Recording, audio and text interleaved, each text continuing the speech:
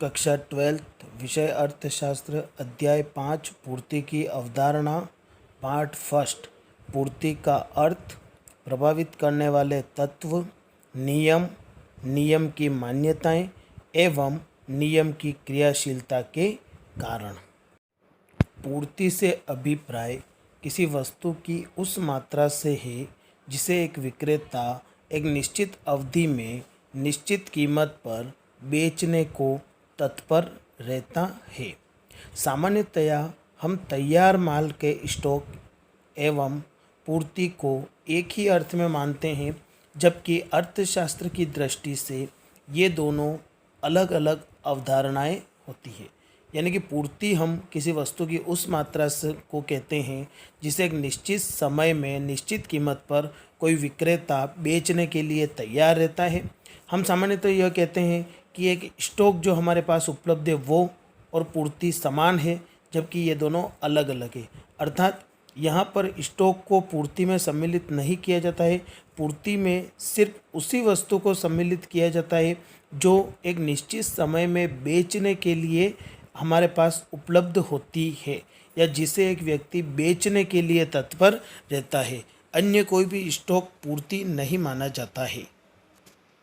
पूर्ति को प्रभावित करने वाले तत्व वे बातें या घटक हैं जिनसे बाजार में पूर्ति प्रत्यक्ष या अप्रत्यक्ष रूप से प्रभावित होती है।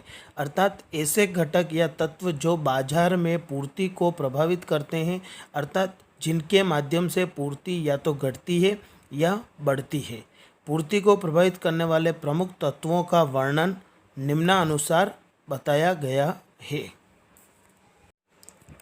कक्षा 12th विषय अर्थशास्त्र अध्याय 5 पूर्ति की अवधारणा पार्ट फर्स्ट।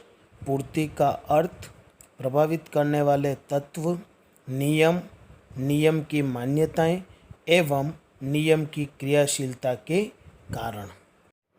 पूर्ति से अभिप्राय किसी वस्तु की उस मात्रा से है जिसे एक विक्रेता एक निश्चित अवधि में निश्चित कीमत पर बेचने को तत्पर रहता है। सामान्यतया हम तैयार माल के स्टॉक एवं पूर्ति को एक ही अर्थ में मानते हैं, जबकि अर्थशास्त्र की दृष्टि से ये दोनों अलग अलग अवधारणाएं होती है।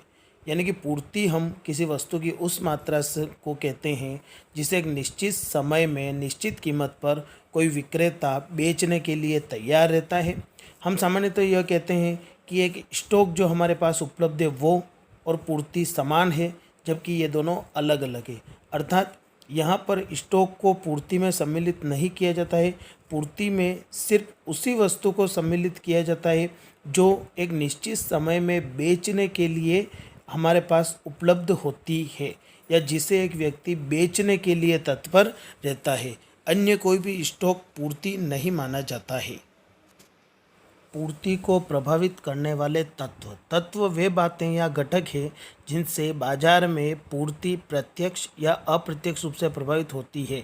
अर्थात ऐसे घटक या तत्व जो बाजार में पूर्ति को प्रभावित करते हैं, अर्थात जिनके माध्यम से पूर्ति या तो घटती है या बढ़ती है। पूर्ति को प्रभावित करने वाले प्रमुख तत्वों का वर्णन निम्नानुसार बताया गया है। वस्तु की बाजार कीमतें। जब किसी वस्तु की बाजार में कीमतें बढ़ती है तो एक उत्पादक को अधिक लाभ होता है और अधिक लाभ कमाने के लिए वह अपना उत्पादन भी बढ़ाता है, जिससे बाजार में वस्तु की पूर्ति बढ़ती है। और यदि किसी वस्तु की बाजार में कीमत कम होती है तो उपभोक्ता को लाभ कम होता है, जिसके कारण वह उत्पादन कम करता है और बाजार में पूर्ति भी कम होती है। अर्थात हम कह सकते हैं कि किसी वस्तु की यदि बाजार में कीमत बढ़ रही है या किसी वस्तु की बाजार कीमत बढ़ती है तो एक उत्पादक या एक विक्रेता को पहले की तुलना में अधिक लाभ होने की संभावना रहती है और अधिक लाभ कमाने के उद्देश्य से वह अपनी वस्तुओं का उत्पादन बढ़ाता है और उत्पादन बढ़ाएगा तो बाजार में पूर्ति भी बढ़ती है। और इसी के विपरीत यदि कीमतें कम होती है तो उसको लाभ कम होता है और लाभ कम होने के कारण वह उत्पादन कम करता है, जिसके कारण बाजार में उतनी वस्तुएं पूर्ति नहीं कर पाता है, जिसके कारण बाजार में पूर्ति कम हो जाती है। दूसरा पॉइंट, उत्पादन के साधनों की कीमतें, यानी कि उत्पादन में जो संसाधन प्रयोग में लाए जाते हैं या जिन संसाधनों का प्रयोग किया जाता है उन संसाधनों की यदि कीमतें बढ़ती है तो उत्पादन की लागत भी बढ़ती है, जिसके कारण उत्पादक को लाभ कम होता है और कम लाभ होने के कारण वह उत्पादन की मात्रा कम कर देता है, जिससे बाजार में पूर्ति कम हो जाती है। और इसके विपरीत यदि उत्पादन में जो संसाधन प्रयोग में लाए जा रहे हैं उनकी कीमतें अगर कम होगी तो प्रति इकाई उत्पादन लागत भी कम आएगी, जिसके कारण बाजार में उत्पादन जो है वह अधिक मात्रा में होगा और एक उत्पादक अधिक मात्रा में पूर्ति कर पाएगा, क्योंकि लागत कम आने के कारण उसकी लाभ की मात्रा बढ़ जाती है। तकनीकी एवं प्रौद्योगिकी परिवर्तन। सामान्यतः तकनीकी एवं प्रौद्योगिकी परिवर्तन भी उत्पादन की मात्रा को प्रभावित करती है, जिससे बाजार में पूर्ति प्रभावित होती है। यदि उत्पादन के लिए नई तकनीकी प्रयोग में लाई जाए या आधुनिक तकनीकी प्रयोग में लाई जाए तो उत्पादन की क्षमता बढ़ती है, अर्थात एक उत्पादक अधिक मात्रा में उत्पादन कर पाता है और उत्पादन बढ़ने से बाजार में पूर्ति भी बढ़ जाती है। और इसी के विपरीत यदि एक उत्पादक पुरानी तकनीक प्रयोग में लाता है या पुरानी टेक्नोलॉजी जो है वो प्रयोग में लाई जाती है तो उत्पादन की क्षमता कम होती है और उत्पादन की क्षमता कम होने के कारण उत्पादन की मात्रा भी कम होती है, जिससे बाजार में संबंधित वस्तु की पूर्ति कम होती है। चौथा पॉइंट, विशेष अवसर। कोई विशेष त्योहार या विशेष अवसर पर कुछ विशेष वस्तुओं की मांग बढ़ जाती है और इन वस्तुओं की मांग बढ़ने के कारण एक उत्पादक इन वस्तुओं की पूर्ति भी बढ़ाने का प्रयास करता है ताकि इन वस्तुओं से अधिक लाभ अर्जित कर सके। जैसे रक्षाबंधन के त्यौहार में राखियों की मांग बढ़ती है तो एक उत्पादक राखी उत्पादित करके या राखी बनाकर उसे बाजार में बेचकर उसकी पूर्ति बढ़ाता है, जिससे कि एक उत्पादक को अधिक लाभ प्राप्त हो सके। ठीक उसी प्रकार होली के त्यौहार में गुलालों की पूर्ति ये भी जो है वह विशेष अवसर पर निर्भर करती है। 5. आगतों की गुणवत्ता। किसी वस्तु के उत्पादन में जो आगतें या कच्चा माल प्रयोग में लाया जाता है, यदि वह माल अच्छी गुणवत्ता वाला होगा तो उत्पादन की मात्रा बढ़ेगी, जिसके कारण बाजार में पूर्ति भी बढ़ेगी। और यदि कच्चा माल अच्छी गुणवत्ता वाला नहीं होगा या निम्न गुणवत्ता वाला होगा तो उत्पादन की मात्रा कम होगी, जिससे बाजार में पूर्ति भी कम होगी।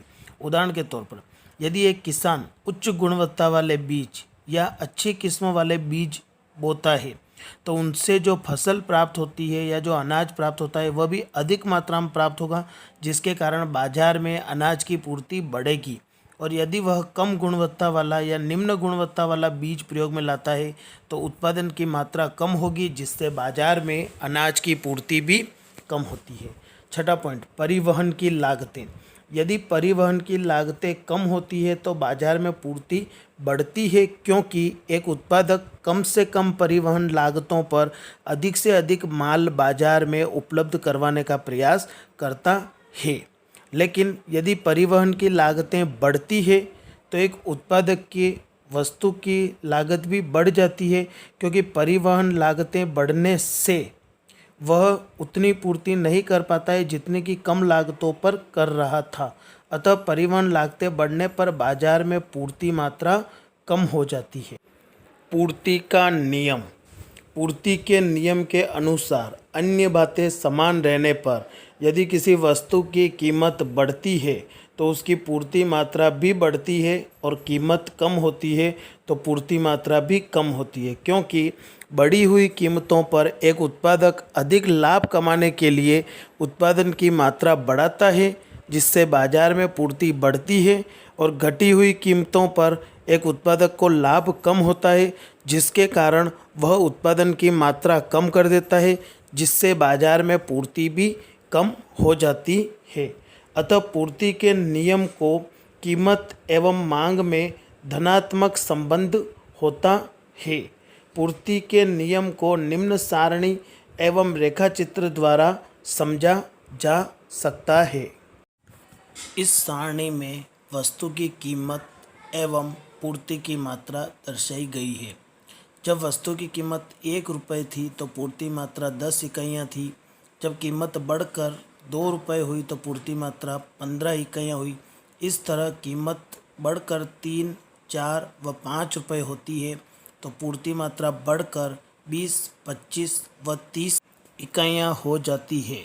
अतः हम कह सकते हैं कि पूर्ति के नियम के अनुसार जैसे जैसे कीमत बढ़ती है उसकी पूर्ति मात्रा भी बढ़ती है। इस रेखा चित्र में पूर्ति रेखा को दर्शाया गया है, अर्थात इस रेखा चित्र में 0x अक्ष पर वस्तु की पूर्ति मात्रा दर्शाई गई है व 0y अक्ष पर वस्तु की कीमत दर्शाई गई है। कीमत जैसे जैसे बढ़ती है वैसे वैसे पूर्ति मात्रा भी बढ़ती हुई दर्शाई गई है। अतः हम कह सकते हैं कि कीमत एवं पूर्ति में धनात्मक संबंध अथवा सापेक्ष संबंध पाया जाता है। इस पार्ट में यहीं तक। अगले पार्ट में हम वैयक्तिक एवं बाजार पूर्ति का अध्ययन करेंगे तथा साथ ही साथ पूर्ति वक्र एवं पूर्ति मात्रा में परिवर्तन को भी समझाएंगे।